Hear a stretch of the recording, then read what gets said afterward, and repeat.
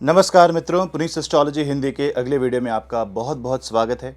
आइए आज बात करते हैं एक ऐसे ट्रांजिट, एक ऐसे ग्रह गोचर के बारे में जो कि काफ़ी ज़्यादा महत्वपूर्ण है और हमारे जीवन में उसका प्रभाव भी काफ़ी अधिक पड़ने वाला है। आज बात करेंगे मंगल के गोचर के बारे में। और मंगल 22 फरवरी को वृषभ राशि में प्रवेश करेंगे।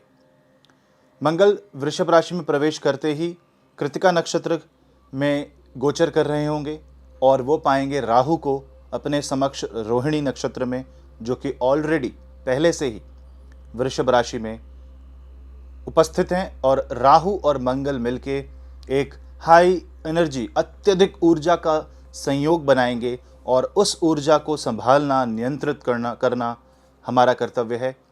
हमारे ऊपर है कि हम उस ऊर्जा से क्या निकाल सकते हैं, क्या उसका यूज़ कर सकते हैं, उसका प्रयोग कैसे कर सकते हैं।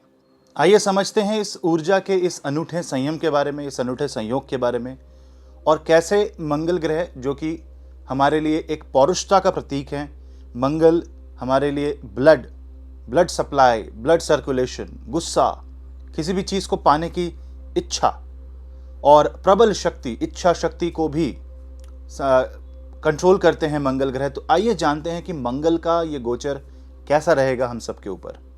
इस चैनल को सब्सक्राइब ज़रूर करें और बेल आइकन दबाएं ताकि आप मुझसे जुड़े रहें, और बेल आइकन से आपको मिलेंगे मेरे वीडियो की नोटिफिकेशंस।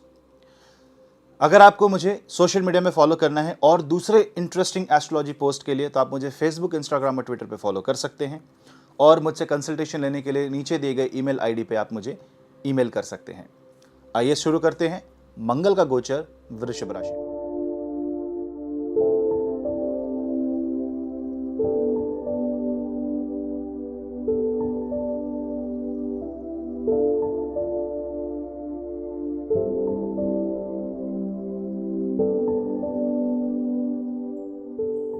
मंगल 22 फरवरी को वृषभ राशि में गोचर कर रहे हैं। 21 फरवरी को शुक्र का गोचर भी हो रहा है, राशि परिवर्तन हो रहा है, और बुध भी वक्री से मार्गी हो रहे हैं 21 फरवरी को ही। तो ऐसा क्या है 22 फरवरी को मंगल के गोचर में जो उसे इतना महत्व देता है? मंगल एक पौरुषता के ग्रह है, मंगल ऊर्जा है, मंगल वॉर है, मंगल आयरन का प्रतीक है, मंगल स्ट्रेंथ का प्रतीक है, शौर्य, शक्ति, साहस, बल, इच्छा शक्ति, कंपटीशन, प्रतियोगिता में सफल होना, सोल्जर, किसी भी तरीके के मिलिट्री जनरल, सेनापति, सेना शक्ति, इन सब चीजों को मंगल इंडिकेट करते हैं। राहु के पास जब मार्स और राहु का जब कॉम्बिनेशन बनता है तो यहां पे मंगल को मिलती है राहु की ऊर्जा और राहु को मिलता है मंगल का बल। रोहिणी नक्षत्र चंद्र का सबसे प्रिय नक्षत्र है। वृषभ राशि शुक्र की राशि है और चंद्र की उच्च की राशि है, यानी वृषभ राशि काफी हद तक फीमेल ग्रहों से, प्रकृति से कंट्रोल होती है। एक तरफ शुक्र हैं राशि स्वामी, दूसरी तरफ नक्षत्र जो सबसे महत्वपूर्ण है रोहिणी, उसके स्वामी हैं चंद्र। अब यहां पे राहु की उपस्थिति व्यक्ति को इनसिक्योर बनाती है। वहां पे व्यक्ति धन पाने की कोशिश में, धन पाने की होड़ में नाना प्रकार के कार्यक्रम और क्रियाकलाप करता है, जिसके परिणाम स्वरूप उसको शनि द्वारा बुरा कर्मफल मिल सकता है। तो सबसे पहला जो आपका कर्तव्य है कि अपने कर्मों को सही रखें, क्योंकि वृषभ राशि खान पान और वाणी इन दोनों को पूर्णतः नियंत्रित करती है, क्योंकि काल पुरुष की वो द्वितीय राशि है। इस तरह से राहु का वहां उपस्थित होना यह बताता है कि आपका जो खान पान है उसमें कुछ बदलाव आने चाहिए, और आपके वाणी जो आप बोल रहे हो, जिस प्रकार से आप अपने कथन को व्यक्त कर रहे हो, उसमें भी कुछ परिवर्तन जरूरी है, कुछ उसका शुद्धिकरण होना बहुत आवश्यक है। क्योंकि शुद्धिकरण अगर नहीं किया तो यहां पे आप मिथ्या बोल सकते हैं, कथन में झूठ आ सकता है। वहीं मंगल जब इस राशि में प्रवेश करते हैं तो याद रखें, मंगल अपनी दोनों राशि, एक मेष राशि और एक वृश्चिक राशि से काफी अच्छी पोजीशन में आ जाते हैं, काफी बहुत ही सही पोजीशन पे आते हैं, क्योंकि एरीज यानी कि मेष राशि से मंगल द्वितीय और वृश्चिक से मंगल सप्तम हो जाते हैं। अब वृश्चिक राशि पे मंगल की अष्टम दृष्टि नहीं पड़ रही। यानी कि अब वृश्चिक राशि पे जो भी सर्वनाश हो रहा था मंगल की वजह से, हालांकि वो उसकी अपनी राशि है, और अपने घर को अष्टम दृष्टि देना मतलब अपने घर को बर्बाद करना, अपने घर को बचाने के लिए। यानी you are attacking your own home, क्योंकि कोई एनिमी यहां पे बैठा हुआ है। तो मंगल जब वृषभ राशि में आते हैं तो धन संबंधी चीजों में इंसान के एग्रेशन को बढ़ा देते हैं।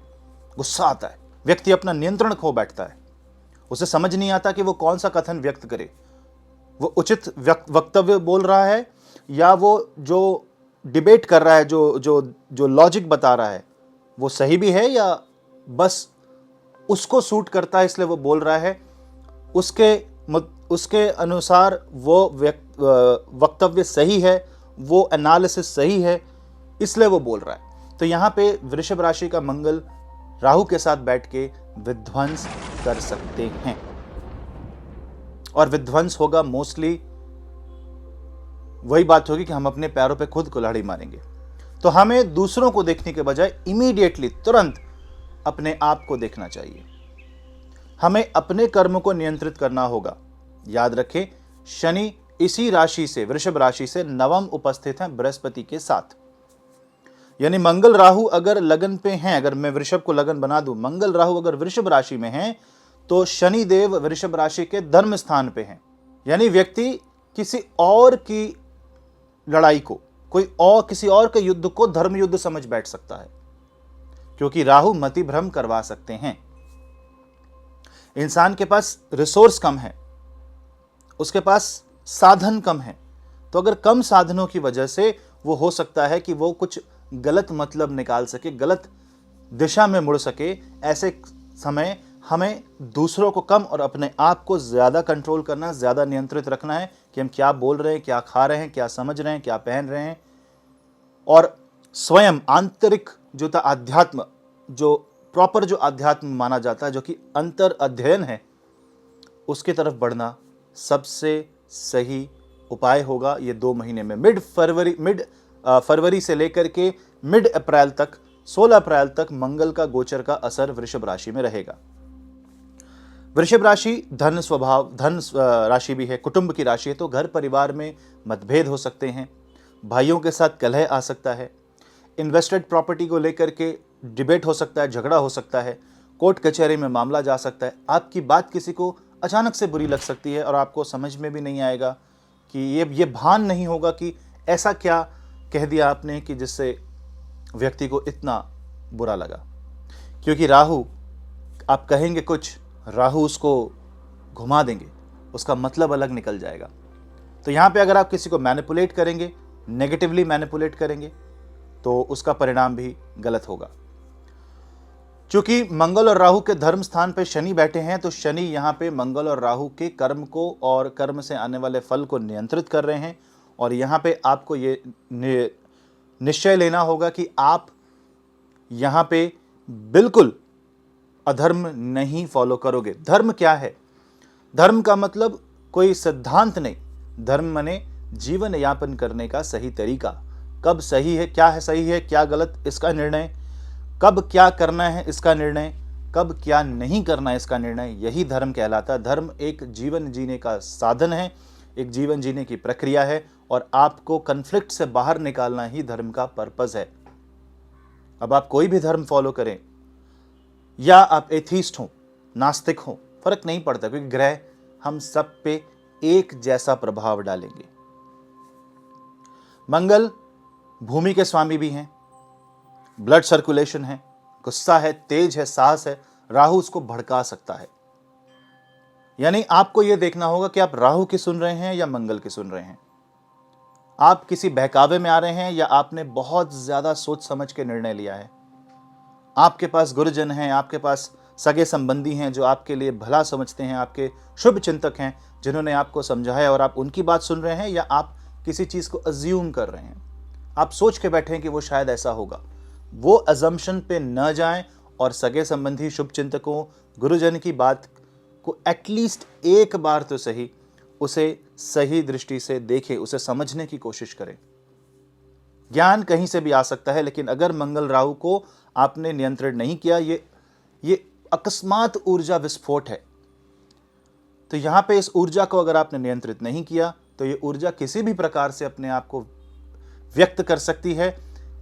एक्सप्रेशन ऑफ एनर्जी ऐसा हो सकता है जिससे आपके आसपास संबंधियों को, मित्रों को कुछ कष्ट या परेशानी हो सकती है आपके ही कर्मों की वजह से। ये वो समय है जब हम ऊर्जा का सही प्रयोग करें अपने जीवन में आध्यात्मिक उन्नति के लिए। यही एकमात्र मंगल राहु की युति का उपाय है। बिल्कुल आप हनुमान जी की उपासना कर सकते हैं। हनुमान चालीसा दिन में 3 बार जरूर पढ़ें पूरे 2 महीने तक। इससे आपके मन को शांति मिलेगी, शक्ति मिलेगी और सही और गलत में निर्णय लेने में सहायता मिलेगी। एक और मंगल और राहु बहुत ही तेज गति से, बहुत ही वेग के साथ एक ऊर्जा का संचार कर रहे हैं, साइक्लोनिक एनर्जी उत्पन्न कर रहे हैं। यहाँ पे दूसरी तरफ देखने वाली बात यह है कि उस राशि का स्वामी जो शुक्र देव हैं, वृषभ राशि में जो शुक्र देव हैं, वो सूर्य से अस्त हैं। वो अस्त रहेंगे जितने देर तक मंगल वृषभ राशि में गोचर कर रहे हैं। स्वराशि स्वामी अस्त हैं सूर्य से, यानी अहंकार आगे आड़े आ सकता है। अहंकार को न लाएं, क्योंकि मंगल राहु लड़ने को तत्पर। राहु सेना में उपस्थित सैनिक, राहु सेना के पास बल, मंगल सेना का प्रतीक। सेना के पास बल तो सेना का प्रयोग आत्मरक्षा, सुरक्षा के लिए, देश की सुरक्षा के लिए हो, वही सेना का कर्तव्य है। यानी कि अगर गलत दांव लग जाए, ऊर्जा गलत दिशा में बह जाए, तो ये वही बात हो गई कि हम जिस ऊर्जा का प्रयोग सकारात्मक कार्यों के लिए करना चाहते थे, उस ऊर्जा का प्रयोग नकारात्मक कार्यों के लिए हो गया और आपको पता तक नहीं चला। तो यहां पे आपको हर कदम पे अपनी ऊर्जा का सही प्रयोग हो, इसका ध्यान रखना है। इस बारे में आपको बहुत सोचना है। इन्वेस्टेड प्रॉपर्टी पे झगड़ा नहीं करना। कोई नया इन्वेस्टमेंट या नया बिजनेस तुरंत स्थापित ना करें। आपके मन में बहुत ऊर्जा आ सकती है, बहुत एंग्जाइटी आ सकती है, घबराहट हो सकती है, किसी एक सिचुएशन से निकलने का मन कर सकता है। तो देखिए, मंगल और राहु जब एक साथ आते हैं तो राहु बहुत ही ज्यादा शक्तिशाली ग्रह है।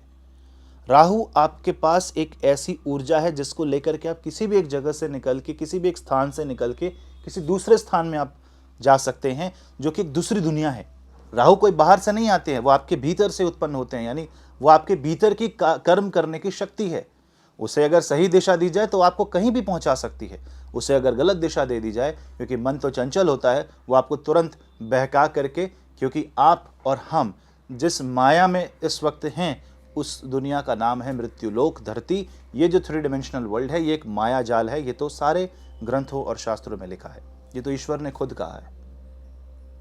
तो ये माया सबसे प्रबल होगी मार्स और राहु में। आपको माया के प्रभाव में नहीं पड़ना। इस टाइम फ्रेम में सगे संबंधियों के साथ रिश्ते खराब हो सकते हैं, अहंकार की वजह से रिश्ते खराब हो सकते हैं। शुक्र ग्रह अस्त पे मैंने ऑलरेडी एक वीडियो बनाया कैसे वो रिश्तों को बिगाड़ सकता है। तो आपको अपने क्रोध पे नियंत्रण रखना है और ये देखना है कि आपकी वजह से कोई हानि ना पहुंचे, किसी को कोई बुरा ना बोले, तो चुप रहें, मौन रहने का प्रयोग करें। सही वाक्य से, सही जगह, सही मायने से, सही मार्ग से जब आप अपने कथन को व्यक्त करेंगे, जब अपनी बातों को रखेंगे, तब उसका सही प्रभाव पड़ेगा। ये सही शब्द का प्रयोग मैं बहुत अत्यधिक बार मैंने किया इस वीडियो में, क्योंकि सही अति आवश्यक है इस गोचर में।